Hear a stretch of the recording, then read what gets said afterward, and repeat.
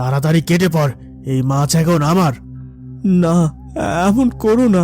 এই মাছ আমি তোমাকে দিতে পারবো না, কারণ এই মাছটাই আমার ও আমার পরিবারের রিজিক।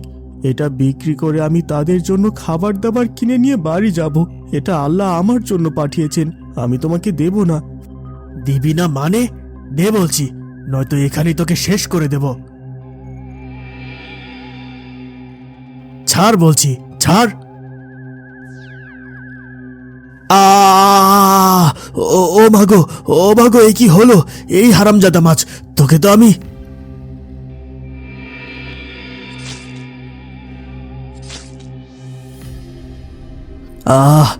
কি ভীষণ ব্যথা করছে।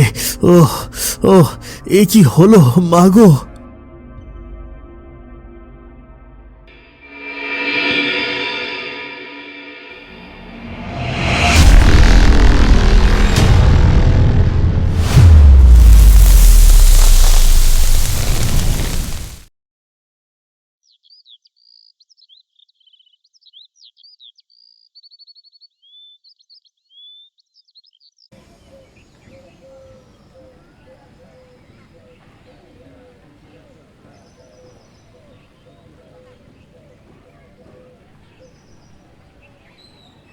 এই যে দুনিয়ার লোক সকল, তোমরা তোমাদের ব্যস্ত কাজ রাখো।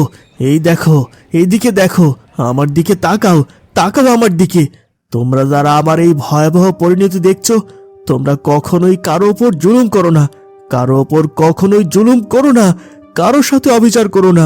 শোনো শোনো, তোমরা কখনোই কারো হক মেরে খেও না, কখনোই না। শোনো তোমরা, তোমাদের ব্যস্ত কাজ রাখো। এই দেখো, এদিকে দেখো, আমার দিকে তাকাও, আমার দিকে তাকাও। এই দেখো আমার কি ভয়াবহ পরিণতি হয়েছে। তোমরা এর থেকে শিক্ষা নাও। তোমরা কখনোই কারো ওপর জুলুম করো না, কারো ওপরই কখনো জুলুম করো না, কারো সাথে অবিচার করো না।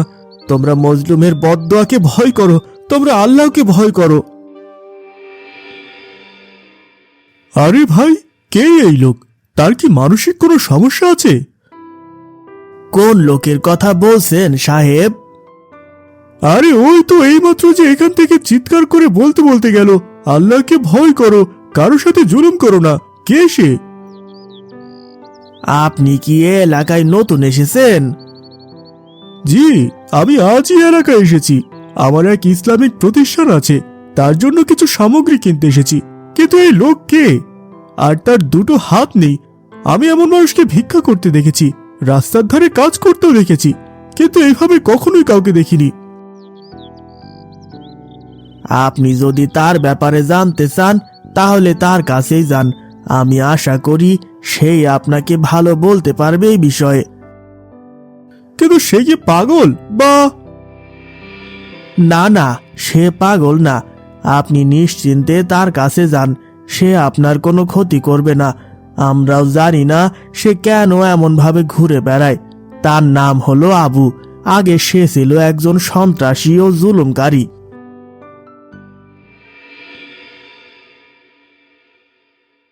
এই তাড়াতাড়ি চাঁদা দে। আর এগুলো কি?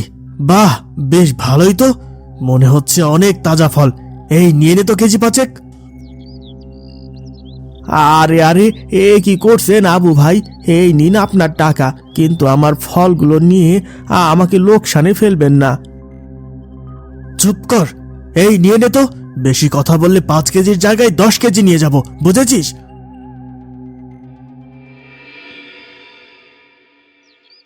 সেই বাজারে অনেক মানুষের সাথে মারামারি খুন খারাপি করেছে।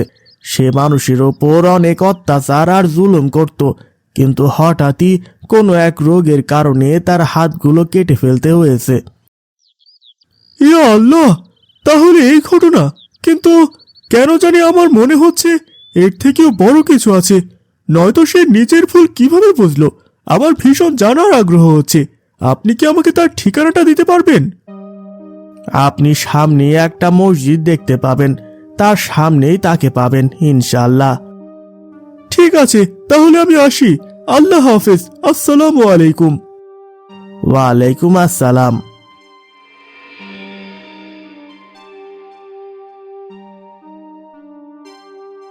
শোনো দুনিয়ার লোক সকল, তোমরা কখনোই কারো ওপর জুলুম করো না। আরে ওই তো পেয়েছি।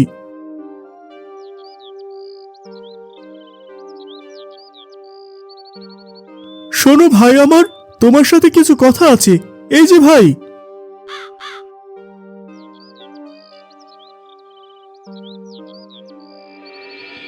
কে তুমি? তোমাকে তো আগে কখনো এদিকে দেখিনি। আমি এক কাজে এসেছি, কিন্তু অনেকক্ষণ ধরে তোমাকে এই বাজারের অলিতে গলিতে এভাবে ঘুরে বেড়াতে দেখে বেশ কৌতূহল হলো, তাই তোমার কাছে ছুটে এলাম। তোমার এই অবস্থা হওয়ার কারণ কি, আর কেনই বা তুমি গলিতে গলিতে ঘুরে ঘুরে একই কথা বারবার বলছো? আমার এই পরিণতি দেখে তুমি আর থাকতে পারোনি, তাই তো? তবে শোনো, এক সময় আমি এই শহরের শীর্ষ পর্যায়ের সন্ত্রাসীদের মধ্যে একজন ছিলাম। আমি মানুষের ওপর প্রচুর পরিমাণে জুলুম করতাম, তাদের ওপর অত্যাচার করতাম। আমার হয়ে আরো অনেকে কাজ করত, আমি মানুষের হক নষ্ট করতাম। কিন্তু কিন্তু কিন্তু কি কি এমন হলো যে তুমি এমন হয়ে গেলে? আর তোমার এই হাত, তারই বা কি এমন হয়েছে?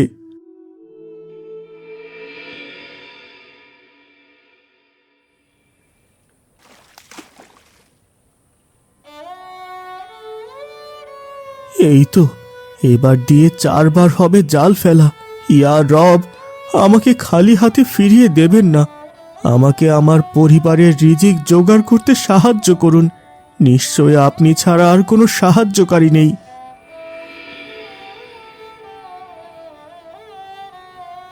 আরে আরে, এই তো মনে হচ্ছে কোনো কিছু জালে আটকা পড়েছে। নিশ্চয় আল্লাহ আমার ও আমার পরিবারের জন্য রিজিক পাঠিয়েছেন।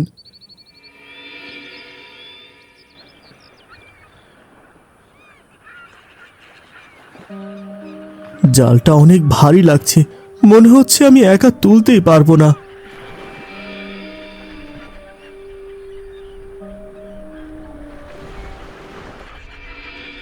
আলহামদুলিল্লাহ, আলহামদুলিল্লাহ, সুবহান আল্লাহ। কত বড় মাছ! আলহামদুলিল্লাহ, এত বড় মাছ পেয়েছি।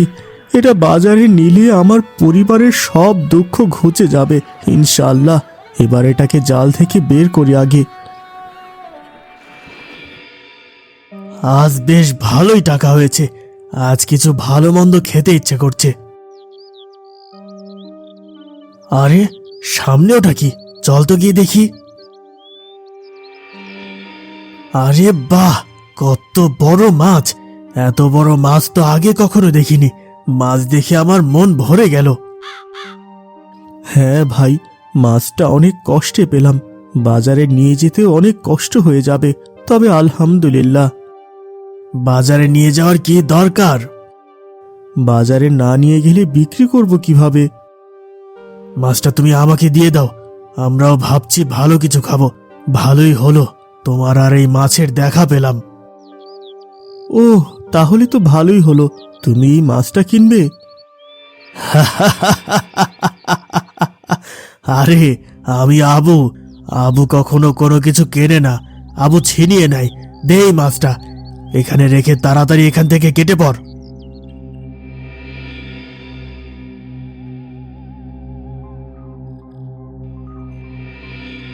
তাড়াতাড়ি কেটে পড়, এই মাছ এখন আমার। না, এমন করো না। এই মাছ আমি তোমাকে দিতে পারবো না, কারণ এই মাছটাই আমার ও আমার পরিবারের রিজিক। এটা বিক্রি করে আমি তাদের জন্য খাবার দাবার কিনে নিয়ে বাড়ি যাব। এটা আল্লাহ আমার জন্য পাঠিয়েছেন, আমি তোমাকে দেব না। দিবি না মানে? দে বলছি, নয়তো এখানেই তোকে শেষ করে দেব। ছাড় বলছি, ছাড়। না, এমনটা করো না। এটা আমার মাছ, আমার রিজিক। দেখো, এটা তুমি ঠিক করছো না। কি ঠিক আর কি ভুল তা আমাকে বোঝাতে আসবি না।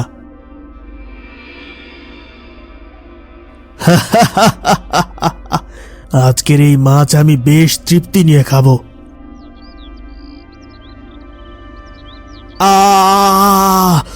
ও মাগো, ও মাগো, এ কি হলো?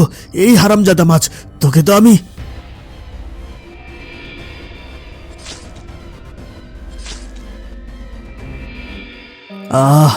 কি কি ভীষণ ব্যথা করছে। ওহ ওহ, এ কি হলো মাগো! আহ আহ, কি ভীষণ ব্যথা! আর পারছি না। তোরা আমাকে তাড়াতাড়ি বাড়ি নিয়ে চল। আহ আহ, কি যন্ত্রণা!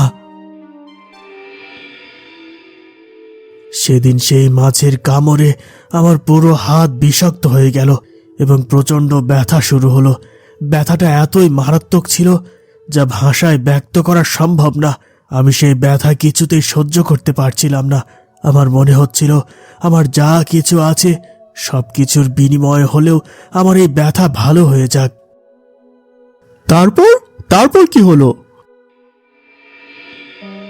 ডাক্তার সাহেব, ডাক্তার সাহেব, কি হয়েছে আমার হাতে? এই অসহ্য যন্ত্রণা আর সহ্য হয় না আমার। এমন আমি আগে কখনোই দেখিনি। এ আমার অজানা এক রোগ। তোমার আঙুলে বিষ ঢুকেছে আর তারই কারণে পুরো আঙুল বিষক্রিয়ায় আক্রান্ত হয়ে পড়েছে। তাহলে এখন কি করতে হবে? এর কি কোনো ঔষধ নেই? না, এর থেকে মুক্তির একমাত্র পথ হচ্ছে তোমার এই আঙ্গুলি কেটে ফেলতে হবে, নয়তো ধীরে ধীরে এই বিষ তোমার পুরো শরীরে চলে যাবে। হায় আল্লাহ, এ কি বললেন আপনি? আমার আঙ্গুল কেটে ফেলতে হবে? ঠিক আছে, তাহলে কেটে ফেলুন। এই যন্ত্রণা নিয়ে থাকার চেয়ে আঙ্গুল হারানো অনেক ভালো। ডাক্তারের কথা মতো আমার আঙ্গুলটি কেটে ফেললাম। তারপর এই অবস্থায় আমি বাড়ি ফিরে গেলাম। কিন্তু কিছুদিন পর আবারও ব্যথা শুরু হলো। এবার ব্যথা যেন আরও বেড়ে গেল। আল্লাহর কসম, এই ব্যথা আমি কিছুতেই সহ্য করতে পারছিলাম না। আমি আবারও সেই ডাক্তারের কাছে গেলাম। এবার ডাক্তার বলল, তোমার কনুই পর্যন্ত কেটে ফেলতে হবে। বিষক্রিয়া তোমার কনুই পর্যন্ত পৌঁছে গেছে। আমি বললাম, ঠিক আছে, কেটে ফেলুন। এই ব্যথার চেয়ে হাত না থাকাও ভালো। এবার আমার কনুই পর্যন্ত কেটে ফেলা হলো। আল্লাহর রহমতে কি এবার তোমার হাত ভালো হয়ে গেল? না ভাই, না। তারপর আবারও ব্যথা শুরু হলো। আমি আবার ডাক্তারের কাছে গেলাম। এবার ডাক্তার বলল, একদম আমার কাঁধ পর্যন্ত পুরো হাত কেটে ফেলতে হবে, নয়তো এই বিষক্রিয়া আমার পুরো শরীরে ছড়িয়ে পড়বে। তখন আমাকে আর বাঁচানো সম্ভব হবে না। হায় আল্লাহ, এই কি বললেন? তারপর তারপর কি হলো? আমি বললাম, ঠিক আছে, কেটে ফেলুন, কারণ আমি বেঁচে থাকতে চাই। এরপর ডাক্তার আমার কাঁধ পর্যন্ত পুরো হাত কেটে ফেলল। এই কষ্টে আমি সেখানে জ্ঞান হারিয়ে ফেললাম। আমার যখন জ্ঞান ফিরল, তখন আমি দেখলাম আমার পাশে এক আল্লাভীরু ডাক্তার বসে আছেন। আমার এমন অবস্থা দেখে সে আমাকে জিজ্ঞেস করলো কিভাবে কি হলো। আমি তখন তাকে সবকিছু খুলে বললাম। আল্লাহর কসম, সে ছিল আমার জন্য উসিলা। তার উসিলায় আল্লাহ আমাকে আমার ভুল দেখিয়ে দিল। তিনি আমাকে বলল, শোনো, এভাবে চলতে থাকলে তোমার পুরো শরীর কেটে ফেললেও তুমি সুস্থ হবে না। এর চেয়ে তুমি যদি সেদিন সেই জেলের কাছ থেকে ক্ষমা চেয়ে আসতে, তাহলে হয়তো তোমার একটি আঙুলও কাটা লাগতো না এবং তুমি এই করুণ পরিস্থিতিরও শিকার হতে না। যাও, তুমি খুব দ্রুত যাও আর ওই জেলের কাছে গিয়ে ক্ষমা চেয়ে আসো। ডাক্তারের এমন কথা শোনার পর আমি সাথে সাথে সেই জেলের খোঁজ করতে লাগলাম। আমি সব জায়গায় সেই জেলেকে খোঁজ করতে লাগলাম। প্রতিটা মানুষের কাছে তার সম্বন্ধে খোঁজ নিতে শুরু করলাম এবং এক সময় গিয়ে আমি তার খোঁজ পেলাম। হে আমার ভাই, আমাকে ক্ষমা করে দাও। আমি তোমার সাথে অন্যায় করেছি। আমি তোমার প্রতি জুলুম করেছি, অবিচার করেছি। আল্লাহর দোহাই দিয়ে বলছি, আমি তোমার কাছে হাত জোর করে ক্ষমা চাচ্ছি। তুমি আমাকে ক্ষমা করে দাও। আমি তো তোমাকে চিনতে পারছি না। কে তুমি, আর আমার কাছে কেন ক্ষমা চাইছো? মনে আছে, বেশ কিছুদিন আগে আমি তোমার থেকে জোরপূর্বক একটি মাছ ছিনিয়ে নিয়েছিলাম।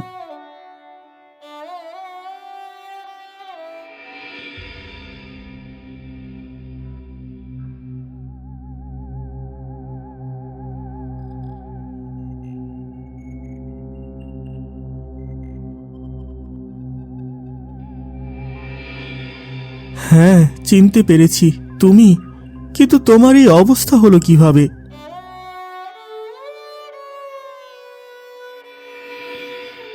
না, এর থেকে মুক্তির একমাত্র পথ হচ্ছে তোমার এই আঙ্গুলি কেটে ফেলতে হবে, নয়তো ধীরে ধীরে এই বিষ তোমার পুরো শরীরে চলে যাবে। হে আমার ভাই, আমি তোমাকে মাফ করে দিলাম। তোমার প্রতি আমার আর কোনো রাগ ক্রোধ রাখলাম না। ভাই, আমি জানতে চাই সেদিন তুমি আমার নামে কি বদদোয়া করেছিলে? সেদিন আমি তোমার ব্যাপারে আল্লাহর কাছে ফরিয়াদ করে বলেছিলাম, আল্লাহুম্মা মান নারানি কুওয়াতাহু ফি দুরুইফি ফারিনি কুওয়াতাকা আলাইনা। হে আল্লাহ, যে আমার দুর্বলতার সুযোগ নিয়ে তার শক্তি দেখিয়েছে, আপনি তার ওপর আপনার শক্তি প্রদর্শন করুন। হে আমার ভাই, আমি ওয়াদা করছি আমি আজকের পর আর কখনোই কারো ওপর জুলুম করব না, আর সবাইকে এই বিষয়ে সতর্ক করব। সে আমাকে মাফ করে দেওয়ার পর আমি যখন সুস্থ হলাম, তারপর থেকে আমি জুলুম থেকে মানুষকে সতর্ক করতে লাগলাম। নিশ্চয় আল্লাহ তাআলা কারো সম্পর্কে বেখবর নন। আল্লাহ আমাদেরকে এসব পাপ থেকে বেঁচে থাকার তৌফিক দান করুক। আমিন। আমিন।